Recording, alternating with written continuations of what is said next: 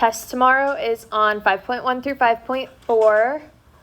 It's 13 questions, and you guys can use your calculator. So make sure whatever calculator you bring, it's a non-graphing calculator. You don't need a calculator for anything, but it'll kind of help with some of the math, finding factors, things like that. If you ever get with big numbers, it'll help with things. It's not going to do any of the work for you. Everything can be done without a calculator, but it will help with just some of the big numbers, multiplying and stuff like that. So let's take a look at number 3. What does a negative exponent do to my number here? Makes it a fraction. Awesome. It doesn't change the value of it. It just makes it a fraction. So it still stays negative 27, but now it's the 2/3 power, 1 over this. So negative exponent makes it a fraction.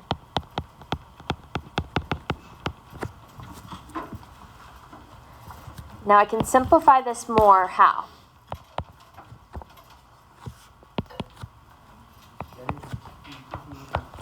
Awesome. What's my index? Index is 3. That would make 2 my exponent. So this is 1 over the cubed root of negative 27 squared. So the number on top stays on top. Number on the bottom becomes your exponent. Now, can I take the cubed root of negative 27? Yeah, because it's an odd index, so we can take the cubed root of it. It just tells me that my answer is going to be negative. Let's figure out what the cubed root of 27 is. So what are 2 factors of 27? 9 and 3. 2 factors of 3? 3 and 3. So I circle my group of 3's. So what would the cubed root of negative 27 be? Negative 3. But that's still squared. I still have to square it. So what is negative 3 squared? Awesome. It would be 1 over 9. Because it's negative 3 times negative 3, which would be positive 9. So my answer is 1 over 9. Let's say I had the 4th root of negative 64. Could I do this? Why not? Because it's an even index. When you have a negative on the inside, you can't do it if it's an even index. What would my answer be? No real solution.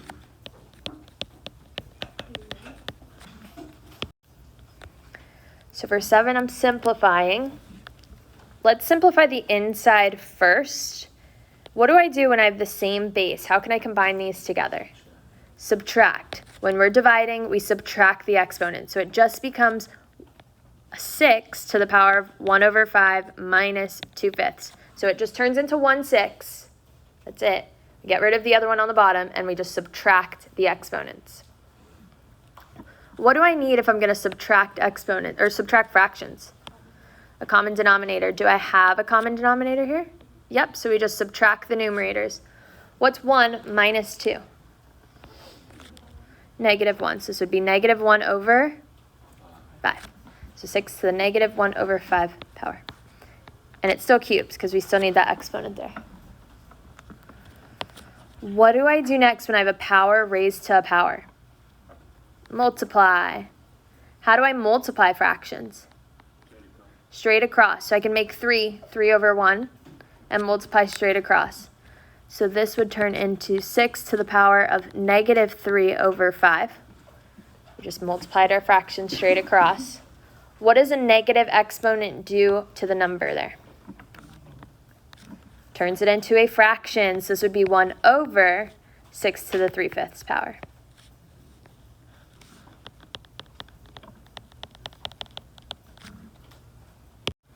All right, let's look at 8. Can I multiply these together? Yes, because they have the same index, we can combine them under the same radical, keep the index the same. So it'd be the 4th root of 32 times 8. Do I have to multiply these together? Nope, we can just break it down from here. What are 2 factors of 32? 8 and 4, and 2 factors of 8 would be 4 and 2. 8 breaks down into 2 times 2 times 2. 4 would be 2 times 2. Then I still have a 2. Be careful when writing your factors and circling. A lot of people made silly mistakes here when circling their factors of 4. They like accidentally crossed one out when circling. So just be careful. I'm circling groups of how many? Groups of 4. So I have 4 2's here and 4 2's here. So how many come to the outside? 2. What do I do to the 2 2's on the outside? Multiply them. So my answer here would be 4. All right, let's take a look at 9. I'm going to change number 9. We haven't done any with the 4th root, so I'm going to take this one out and just change it to something that we may see on the test tomorrow, what we're more familiar with, which would just be a square root. So I'm going to call this new number 9. So let's say I had 3 over 1 minus the square root of 5.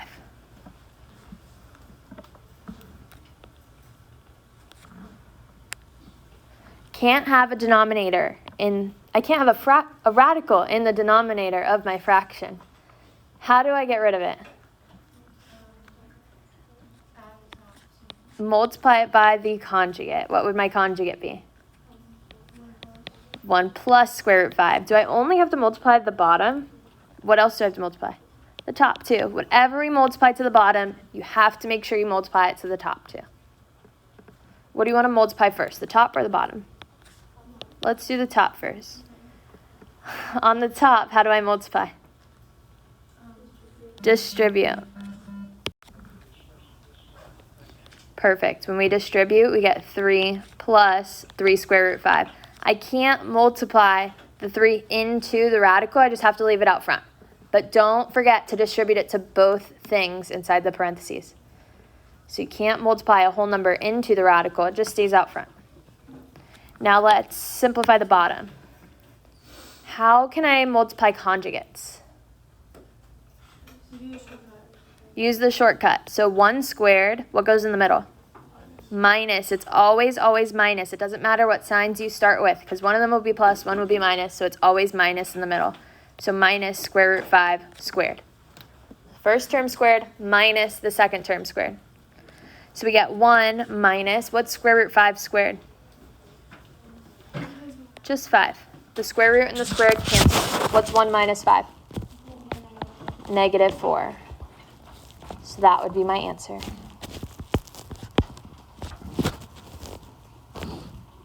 All right, next let's look at 12. What should I do first for number 12? Distribute. I'm going to distribute the exponent to the other exponent. So I have 5 to the 2/3 power to the 1/2 power times 2 to the 3/2 power to the 1/2 power. What do I do when I have an exponent raised to an exponent? Multiply. How do I multiply fractions? Straight across. So this becomes 5 to the power of 2 over 6. Can I simplify 2 over 6? What does it simplify to? 1/3. Perfect. So 5 to the 1/3 power. Let's do the other one next. What do I do when I have a power raised to a power? Multiply straight across. So this would be 2 to the 3/4 power. Can't simplify that, so we can just leave it as 2 to the 3/4 power. Can I combine these together? No, they have different bases, different exponents. We can't combine it. That would be our answer.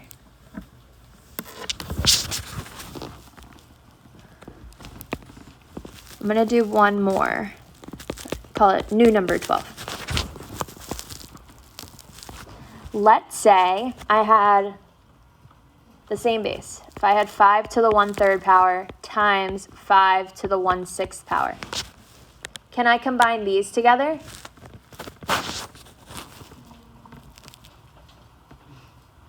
If I have the same base and I'm multiplying, what do? Add the exponents. So the base stays the same, it stays as 5, and we add the two exponents together. So it would be 1/3 plus 1/6. So the base stays the same. You don't multiply the bases, it doesn't change, the base stays the same. You add the exponents. What do I need when adding fractions? Common denominator. How can I make 1/3 have a common denominator? Multiply by 2. So times 2 times 2. So this would change to 2 over 6. Now that I have a common denominator, we add the numerators together. So 2 plus 1 would be 3 over what? 6. Perfect. The denominator stays the same. If you have a common denominator, the answer has a common denominator too when adding. Can I simplify 3 over 6? What does it simplify to? 1/2. Perfect. So this would be 5 to the 1/2 power. So if your bases are the same, you can combine them together by adding the exponents. All right, let's take a look at 13. So I'm going to come up with a new number 13. One that's kind of similar, but a little bit different, just to help us practice for the test. So let's say I had 125 z to the 11th power over z squared. And the cubed root of all of that. What should I do first? Awesome. I want to combine the z's together by doing what to the exponents? Subtract the exponents. Since I'm dividing, I subtract. So this would be 11 minus 2. We just subtract whatever the exponent is in the denominator. What's 11 minus 2? 9. So this would turn into z to the 9th power. So I have the cubed root of 125 z to the 9th power. So let's break it down now. What are 2 factors of 125? 25 and 5. And 2 factors of 25? 5 and 5. I circle groups of 3. So what's going to come to the outside? A 5. Awesome. So I have a circle of 5s. A 5 comes out. Now let's do the same thing with the z's. How many z's do I have? 9. Awesome. I'm circling groups of how many? Groups of 3. So 3 z's, 3 z's, and 3 z's. How many z's would come to the outside? 3. So z cubed on the outside. Because we had 3 circles of z's, so z times z would come out, which is z to the 3rd power. So super important here, if you have the same variable on the top and on the bottom of your fraction, you can combine them together by subtracting the exponents. You would always want to combine them together first. So let's look at graphing now. So we always want to start with our parent function when graphing. So our parent function for the square root of x graph has key points at 0, 0, 1, 1, and 4, 2. So I would start with my key point 0, 0, 1, 1, and 4, 2.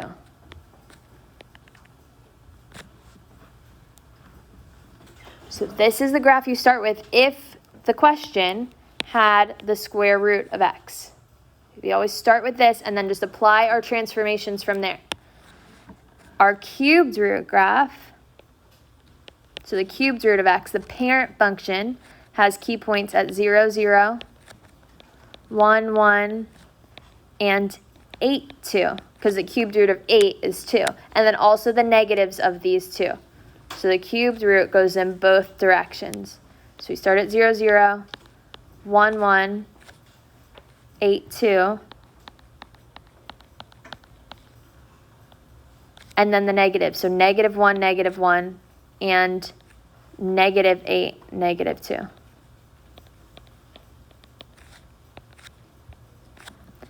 And then our graph just squiggles along there. So it'll look like that.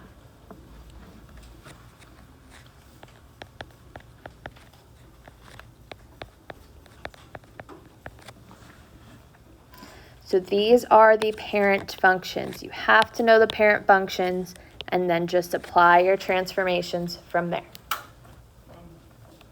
All right, so the first question, 17, is the cubed root of x. So it's asking us to graph the cubed root of x, which is the parent function. So we're just going to copy that parent function that we just drew up top. but the cubed root one, so the one that goes in both directions.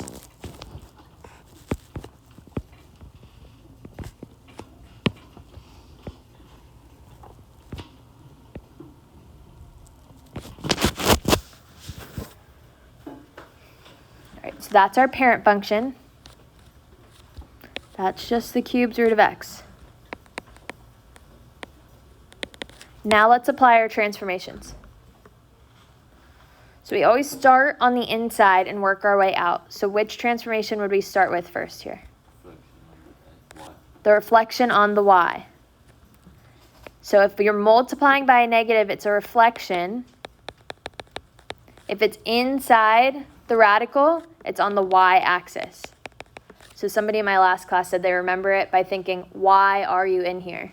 Because it's inside y-axis. Whatever it takes to remember it. I thought that was good though. So we have a reflection on the y-axis. So I'm going to draw a line on my y-axis here. And I know I have to flip it along this y-axis. So everything on the left side gets moved to the right. Everything on the right side gets moved to the left. So we just flip all of our points.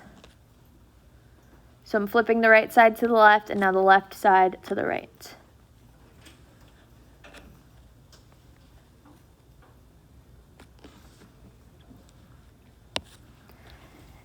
Now I can do that -6 on the outside. What does the -6 on the outside do to our graph? Down 6. So our purple graph is what we're shifting now because that's our latest graph that we have. That applies the reflection too. So I take all of my points and shift it down 6.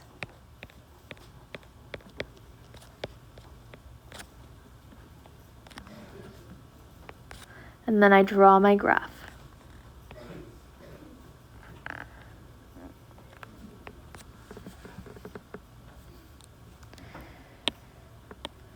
So this is my g of x graph.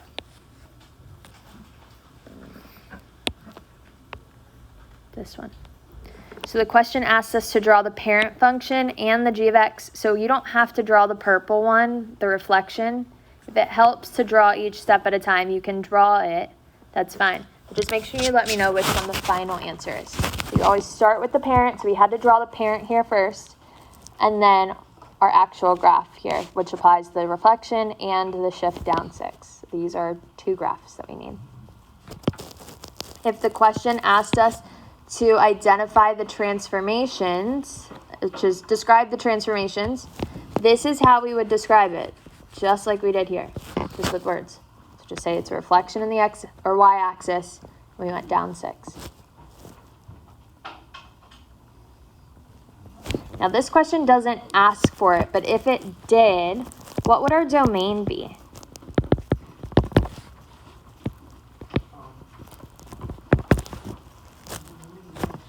Domain is the x. Negative infinity 2.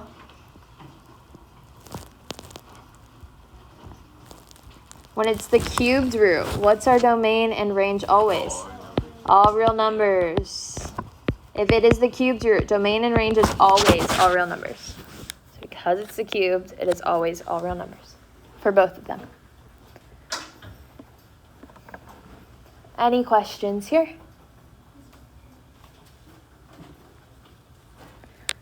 All right, let's look at number 1. So the next graphing one. Here, we just have a square root graph. So square root graph, our key points are 0, 0 for the parent function, 1, 1, and 4, 2. So I start at 0, 0, 1, 1, and 4, 2. So my graph looks like that. That's the parent function. If I have a +4 on the outside, which direction am I moving? Up 4. So I take my 3 points and just shift them all up 4.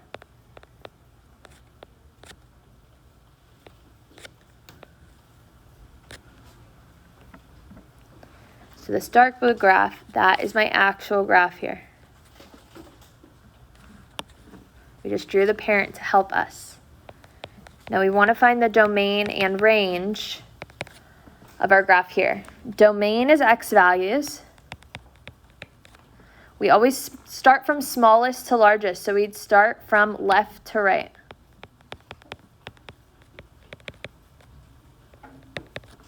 So if I take my pencil and hover it over the graph, I start at the left side and move my way to the right. At what x value does my graph start at? 0. So my domain would start at 0 and go to what? To infinity. Our graph is pointing right in the right direction forever. That arrow goes to the right forever. So it goes to infinity. Now let's look at our range. Range, we're talking about the y values. So we go from the bottom to top. So I draw my pencil, I put my pencil hovering my graph at the bottom, and I work my way up to the top. At what y value does my graph start at? 4. So my range would start at 4 and go what? To infinity. Perfect. So that would be our domain and range.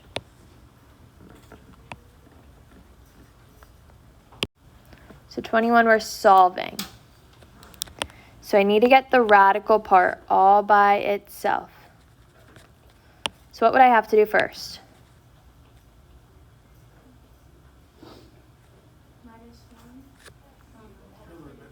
Divide by 4, because 4 is being multiplied to the radical, so to move it to the other side, I divide. Be careful there. So I have the cubed root of 2x plus 1 is equal to 5.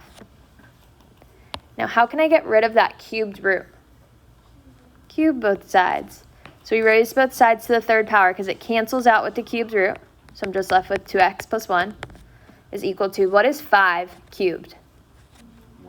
125. Here's where our calculator might come in handy. If we didn't know that off the top of our head, just put 5 times 5 times 5 in the calculator. What would come in? What would I have to do next? Subtract 1. So 2x is equal to 124. And then what? Divide by 2. So what does x equal? 62. So here again, calculator might come in handy. You can just do 124 divided by 2 in the calculator. Still have to know the steps on how to solve.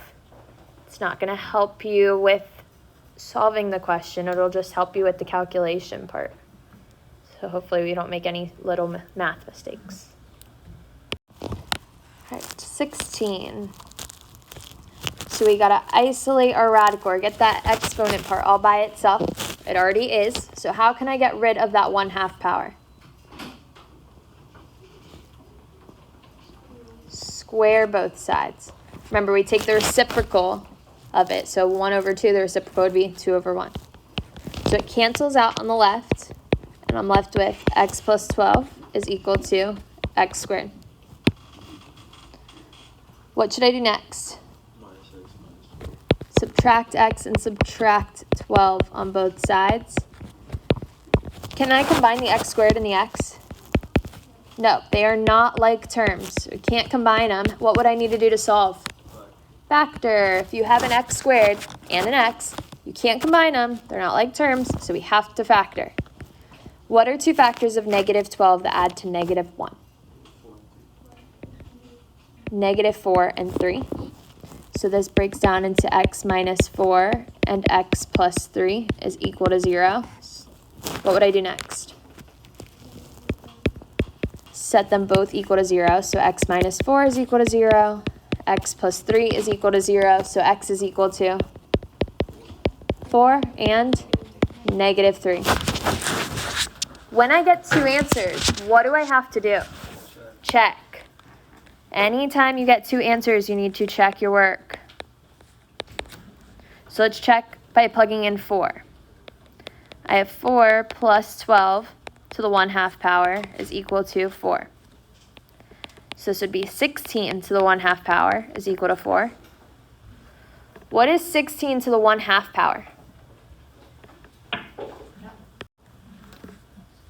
Square root of 16. So we can change 16 to the 1/2 power as the square root of 16. What's the square root of 16? 4. Does 4 equal 4? Yes. So 4 works. That's good. We need to try the other one too. So now we need to try negative 3. So I have -3 plus 12 to the 1/2 power is equal to -3. Now we can't just square both sides to make the 1/2 power go away, because that would make this positive. You have to actually solve the left side down. So -3 plus 12 is 9. What is 9 to the 1/2 power? Square root of 9, what's the square root of 9? 3. Does 3 equal -3? No. So is -3 an answer? No. So just 4 is our answer. Be careful here because both answers could work. I think in the extra practice there was one where you had 2 answers, which is fine, but you always have to check both. So make sure you check both answers, see what works out. Okay, let's look at 23 next. How can I get rid of that 2/3 power there? Take the reciprocal power to it. So I'm raising both sides to the 3/2 power. So it cancels out. So I'm just left with 6x is equal to 36 to the 3/2 power. Let's see if we can simplify that. What's my index? 2. So that goes out front. The number up top stays up top. So I have the square root of 36 to the 3rd power. We could break down 36, find our factors, but we've done this enough. What's the square root of 36? 6. So it's 6 to the 3rd power. Again, your calculator might come in handy here. Just put 6 times 6 times 6. What do we get? 216. So that gives us 216. What's the last step I have to do? Divide by 6. So what does x equal? 36. Let's say I had a question that was like 6. I'm going to change the color here. So I can call it new 23. If I had 6 times x to the 1/2 power is equal to 6.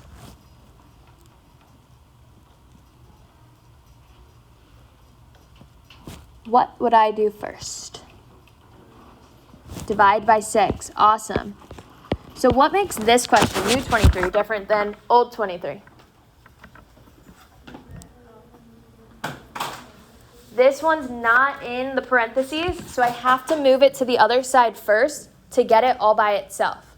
Here, I had to undo the exponent first before I divided 6 at the end. So be careful with the difference between these two. You need your variable part with the exponent all by itself first. So here it's all by itself. We can't go inside the parentheses until we get rid of that exponent. So I would divide by 6. So I get x to the 1/2 power is equal to 1. What would I do next? What's the reciprocal of 1/2? 2. So I'd square both sides. So what would x equal? 1. Yes. Let's look at the extra practice number 2. So I'm taking the 6th root of -64. What do I do first? I can't do it. Yes, so no real solution. Why can I not do it? Because it's an even index. Even index with a negative on the outside, you cannot do on the inside. It gives us no real solution. What about number 3? I have the 5th root of -243. Can I do this? Yes, because it's an odd index, so odd is okay. We can take the 5th root of a negative, but it just means that my answer is going to be negative. So if we have a negative on the inside and an odd root, our answer is negative. What are 2 factors of 243? Again, your calculator might come in handy here. You can test different numbers. 3 and 81. What are 2 factors of 81? 9 and 9. 2 factors of 9? 3 and 3. I'm circling groups of how many? Groups of 5. So what comes to the outside? Awesome, -3.